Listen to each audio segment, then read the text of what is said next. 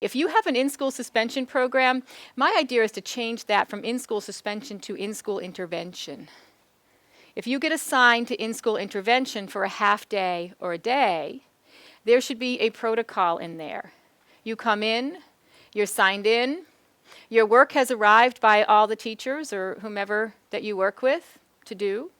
You're not allowed to talk. You don't go to the bathroom on your own. There are escorted times with all of us who are in school suspension together, and we take a bathroom run. There are no trips to the locker. I have extra materials for enrichment. I also have a copy of textbooks and all that I need in school suspension. And you have a job to do. You have a job to get your academic stuff worked on.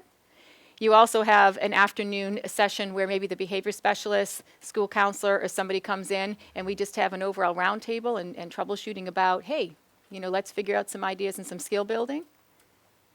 And you have to participate in that. If you don't participate in that, then I might have to have you come back the next day and try again. And once kids get the idea that I have to actually fulfill the requirements of in-school intervention, they're less likely to come back again because they don't want to do it, and they might leave with some skills versus wasting 6 hours of a day having kids sitting there doing time with no one talking to them or teaching some skills. So if you have an in-school suspension, think about it. It's an opportunity. It's not only a management, but it's an opportunity for intervention. Thanks for watching, and I hope you found this video helpful. If you did, make sure to like and subscribe so you never miss another video. I speak and consult on school behavior, and I love to help districts solve some of these problems.